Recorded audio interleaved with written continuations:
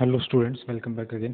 तो पिछली क्लास में हमने बेसिक्स देखा था चैप्टर 2 का पोलिनोमियल्स का। तो आज एक्सरसाइज 2.1 क्लास 9th के लिए, ठीक है। तो पहला क्वेश्चन जो है एक्सरसाइज का वो देखिए क्या है। Which of the following expressions are polynomials in one variable.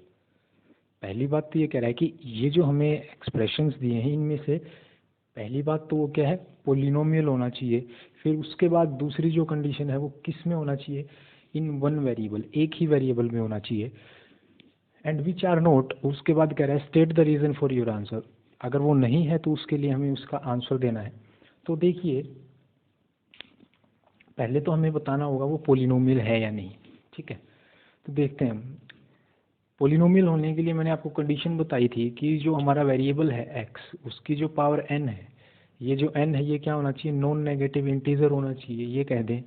या फिर हम कह दें कि वो एक होल नंबर होना चाहिए। तो यहाँ देखिए x की पावर यहाँ 0, यहाँ 1, यहाँ 2, तो x की सभी पावर्स यहाँ होल नंबर में है, तो ये एक पोलिनोमियल तो है, ठीक है। उसके बाद जो कंडीशन थी वो थी इन वन वेरिएबल वाली। क्या ये एक वेरिएबल में ही है? तो देखिए यहाँ सिर्फ एक ही वेरिएबल जो कि x है वो यूज़ हुआ है, तो ये क्या हो गया हमारा, एक पोलिनोमियल इन वन वेरिएबल है। This is a polynomial in one variable, ठीक है। यहाँ देखिए वाई स्क्वेयर प्लस √2, मैंने आपसे कहा था कि ये जो है n जो है ये अंडर रूट में नहीं होना चाहिए, मतलब इसकी वैल्यूज़ जो है ये रूट में नहीं होनी चाहिए। ये नंबर जो है ये अपने आप में एक रूट में हो सकता है, पावर जो है वो सर्ड्स में नहीं होनी चाहिए। तो देखिए y जो वेरिएबल है उसकी पावर यहाँ कितनी है 2 और यहाँ कितनी है 0, तो एक होल नंबर है या फिर एक नॉन नेगेटिव नंबर है, इसलिए ये भी क्या है, एक पोलिनोमियल है। और उसके बाद ये एक ही वेरिएबल में है क्या, तो देखिए बिल्कुल ये एक सिर्फ y वेरिएबल यूज़ हुआ है, तो this is a polynomial in one variable, तो ये भी हमारा आंसर होगा। उसके बाद में यहाँ देखिए t जो है ये अंडर रूट में है, t की पावर इसे मैं क्या लिख सकता हूँ, 3 इंटू टी की पावर 1/2, ठीक है, प्लस t अंडर रूट 2। तो यहाँ t की पावर 1 है, यहाँ 1/2 है, तो ये क्या हो गई, एक होल नंबर या फिर नॉन नेगेटिव इंटीजर के अलावा t की वैल्यू जो है, n की जो वैल्यू है नॉन नेगेटिव इंटीजर के अलावा आई है।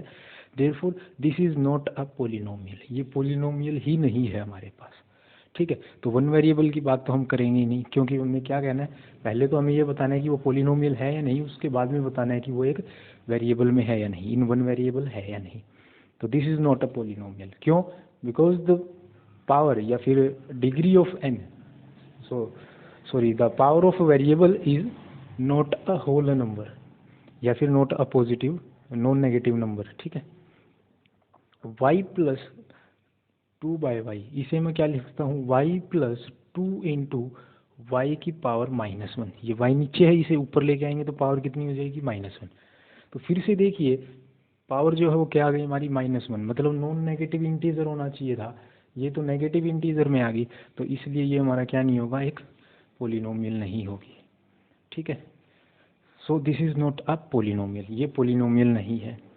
इसके बाद यहाँ देखते हैं x की पावर 10, y की पावर 3, t की पावर 50, जो पावर है वेरिएबल्स की ये नॉन नेगेटिव इंटीजर हैं, ये एक होल नंबर है, तो इसलिए एक पोलिनोमियल तो है, पर क्या ये एक वेरिएबल में है।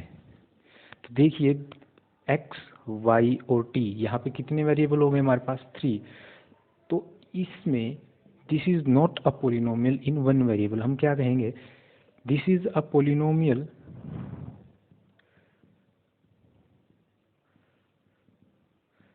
इन 3 वेरिएबल्स, ये हमारा इसका आंसर होगा, ठीक है। This is not a polynomial, this is not a polynomial, दोनों का रीजन क्या होगा, बिकॉज द पावर और the degree of the polynomial is not a whole number या फिर नॉन नेगेटिव इंटीजर, और ये हमारा क्या होगा, these are the polynomial in one variable. अब क्वेश्चन नंबर 2 जो है वो देखिए हमारा, write the coefficients of x square in each of the following. हमें x स्क्वायर जो है इसका कोफिशिएंट लिखना है, ठीक है। तो यहाँ देखिए मैंने आपको कल बता दिया था कांस्टेंट टर्म वेरिएबल कोफिशिएंट क्या होता है हमारा, हमें कोफिशिएंट किसका बताना है, x स्क्वायर वाले का। तो यहाँ हम जाएंगे इस एक्सप्रेशन में, वो टर्म देखेंगे जिसके अंदर क्या है एक्स स्क्वेयर। इस टर्म में एक्स स्क्वेयर नहीं है तो इसे हम छोड़ देंगे, इस टर्म में है इसमें नहीं है तो इसे भी छोड़ दें। ये हमारी टर्म है जिसके अंदर क्या है एक्स स्क्वेयर। कोफिशिएंट बताना था, तो इसके साथ अगर कुछ भी नहीं है तो मैंने बताया था आपको क्या होगा 1। 1 को हम किसी भी नंबर से मल्टीप्लाई करते हैं, 1 मल्टीप्लाई एक्स स्क्वेयर, ये हमें क्या देगा एक्स स्क्वेयर ही देगा। ठीक है, तो इसका कोफिशिएंट कितना होगा यहाँ पे 1। ठीक है, तो इसका आंसर क्या रहेगा हमारे फर्स्ट पार्ट का 1। सेकंड पार्ट में देखते हैं, फिर से एक्स स्क्वेयर का ही बताना है हमें कोफिशिएंट, तो वही टर्म देखेंगे जो कि एक्स स्क्वेयर में। तो ये वाली टर्म जो है हमारी, ये क्या है एक्स स्क्वेयर वाली टर्म है, तो इसमें कोफिशिएंट ऑफ एक्स स्क्वेयर जो है वो कितना होगा -1। माइनस है और साथ में क्या होगा 1, तो देयरफॉर इसका आंसर जो होगा वो हमारा क्या होगा -1। यहाँ देखते हैं थर्ड पार्ट में, term with x square is π/2 x square और कोफिशिएंट ऑफ एक्स स्क्वेयर यहाँ कितना होगा जस्ट π/2। ठीक है, तो π/2 जो है वो हमारा क्या है एक्स स्क्वेयर का कोफिशिएंट है, तो इसका पार्ट, इस पार्ट का हमारा आंसर जो होगा वो होगा π/2। यहाँ देखिए क्या यहाँ कोई टर्म है जिसके अंदर एक्स स्क्वेयर है, यहाँ कोई भी टर्म नहीं है, तो मैं मान लेता हूँ कि यहाँ एक टर्म होगी एक्स स्क्वेयर के साथ जिसे मैं 0 से मल्टीप्लाई करूँगा तो 0 हो जाएगा, 0 में कुछ भी ऐड करते हैं तो वही पहले वाला नंबर, तो उसका कोफिशिएंट 0 मल्टीप्लाई एक्स स्क्वेयर, यानी कि इसका कोफिशिएंट कितना है यहाँ 0।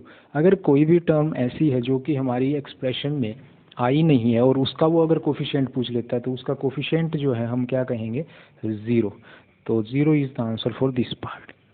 ठीक है, तो अभी हमने पार्ट 1 क्वेश्चन नंबर 1 और 2 किए हैं, अब आगे के क्वेश्चन करेंगे।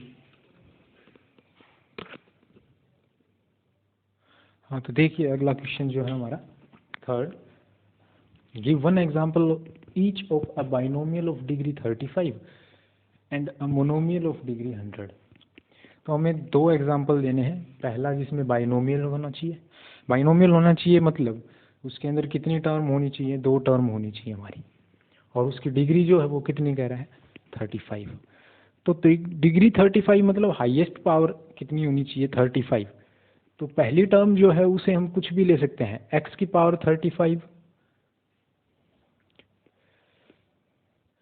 x की पावर 35 प्लस x की पावर 1 भी ले सकते हैं, ये हो सकता है, या फिर 4x की पावर 35 प्लस एक्स स्क्वेयर ले सकते हैं, या फिर सिर्फ x की पावर 35 भी ले सकते हैं क्या, ये बाइनोमियल होना चाहिए, तो इसके साथ +5 या 2 हमें लगाना पड़ेगा।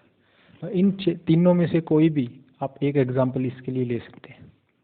अब वो कह रहा है कि एक मोनोमियल होना चाहिए जिसकी डिग्री कितनी होनी चाहिए 100। तो सेकंड पार्ट का जो आंसर है हमारा, मोनोमियल एक ही टर्म है सिर्फ x की पावर 100, ये भी इसका आंसर है। 100 x की पावर 100, ये भी इसका एग्जाम्पल है। ठीक है, तो इस तरह से डिग्री कितनी होनी चाहिए हमारी 100 होनी चाहिए। कोफिशिएंट यहाँ 1 है, यहाँ 100 है, कोफिशिएंट से कोई मतलब हमें नहीं है। ठीक है, और वो होना क्या चाहिए मोनोमियल, तो सिर्फ एक ही टर्म हमने ली है तो इसलिए ये क्या है एक मोनोमियल। तो इन दोनों में से कोई भी एक एग्जाम्पल आप लिख सकते हैं। इसके अलावा भी अगर आपके दिमाग में कोई एग्जाम्पल आता है तो आप वो लिख सकते हैं। इसके बाद में क्वेश्चन नंबर 4 जो है वो क्या कहता है, right the degree of each of the following polynomials. Degree of polynomial मैंने आपको बताया था क्या होता है, degree of polynomial is the highest power of a variable in a polynomial या एक्सप्रेशन। जो हमारी एक्सप्रेशन या पोलिनोमियल हमें गिवन है उसमें जो हमारा वेरिएबल है उसकी हाईएस्ट पावर जो है वो क्या होगी, उसकी डिग्री होगी। तो यहाँ देखिए पावर कितनी है 1, यहाँ 2 और यहाँ कितनी 3, तो हाईएस्ट पावर कितनी है यहाँ 3। Therefore the degree of the polynomial for this part is 3। ठीक है, यहाँ y की पावर कितनी होगी एक तरह से 0 और यहाँ कितनी है 2, तो यहाँ हाईएस्ट पावर कितनी होगी 2। Therefore degree of the polynomial यहाँ कितना होगा 2। यहाँ t की पावर 0 है, यहाँ कितनी है 1, तो यहाँ क्या होगा 1 हमारा आंसर होगा। यहाँ क्या होगा t की पावर कितनी है, यहाँ जो वेरिएबल है वो है ही नहीं, तो इसका मतलब क्या है यहाँ पे उसकी पावर कितनी है 0, तो यहाँ डिग्री ऑफ पोलिनोमियल जो है वो कितनी होगी 0। अगर मान लीजिए कि मैं एक क्वेश्चन आपका ये अलग से है, ये 0 दे दूँ, इसकी पोलिनोमियल की डिग्री बताओ। तो मैंने आपको कल कहा था ये जो है ज़ीरो पोलिनोमियल है, ठीक है, ज़ीरो पोलिनोमियल है, इसकी डिग्री जो है ये नॉट डिफाइंड है, ठीक है। अगर सिर्फ ज़ीरो अकेला है तो इस पोलिनोमियल की जो डिग्री है ये नॉट डिफाइंड आंसर होगा हमारा। क्वेश्चन नंबर 6 देखते हैं। Classify the following as linear, quadratic and cubic polynomial. तो कल हमने क्लासीफाई किया था पोलिनोमियल को on the basis of terms और on the basis of degree. तो डिग्री के बेस पे हमने जब क्लासीफाई किया था तब हमने देखा था कि लीनियर, क्वाड्रेटिक और क्यूबिक, और एक बाई क्वाड्रेटिक था। तो लीनियर हमने कहा था जिसमें की पावर कितनी होती है 1, क्वाड्रेटिक इसमें कहा था जिसमें की डिग्री जो है वो कितनी होती है 2, और क्यूबिक जिसे किसे कहा था जिसमें की जो हमारी डिग्री है वो कितनी होती है 3। तो यहाँ देखते हैं डिग्री ऑफ पोलिनोमियल कितनी है 2, हाईएस्ट पावर कितनी है यहाँ 2, तो डिग्री ऑफ पोलिनोमियल कितनी हो गई 2, देयरफॉर ये हमारा क्या हो गया क्वाड्रेटिक। यहाँ हाईएस्ट पावर या डिग्री हमारी कितनी है 3, तो ये क्या हो गया हमारा क्यूबिक पोलिनोमियल, ठीक है। यहाँ हाईएस्ट पावर या डिग्री हमारी कितनी है 2, तो ये 2 वाले को हमने क्या कहा था क्वाड्रेटिक, तो this is a quadratic polynomial. यहाँ 1 हाईएस्ट है, यहाँ 0 और यहाँ 1, 0 और 1 में बड़ा कौन, हाईएस्ट कौन है 1, तो ये क्या हमारा लीनियर पोलिनोमियल। यहाँ t की पावर कितनी है 1, अगर हाईएस्ट पावर कितनी हो 1 तो वो क्या होता है हमारा लीनियर, तो ये हमारा क्या होगी लीनियर पोलिनोमियल। फिर से हाईएस्ट वेरिएबल क्या है r, यहाँ पे कितनी पावर है उसकी 2, पावर अगर 2 है तो उसे हम क्या बोलेंगे क्वाड्रेटिक, ठीक है। यहाँ पावर कितनी है 3, तो 3 पावर है तो उसे हम क्या बोलते हैं क्यूबिक। तो इस तरह से आज हमने एक्सरसाइज 2.1 जो है वो कंप्लीट कर लिए इस वीडियो में। अगली वीडियो में हम अगली एक्सरसाइज स्टार्ट कर रहे होंगे, तो उससे पहले हम देखेंगे जीरो ऑफ पोलिनोमियल जो है, ठीक है। जीरो ऑफ पोलिनोमियल आपके बेसिक पार्ट में रहेगा, तो ये हम एक्सरसाइज के स्टार्टिंग में ही देख लेंगे और साथ के साथ एक्सरसाइज स्टार्ट कर देंगे। Thank you, thanks a lot.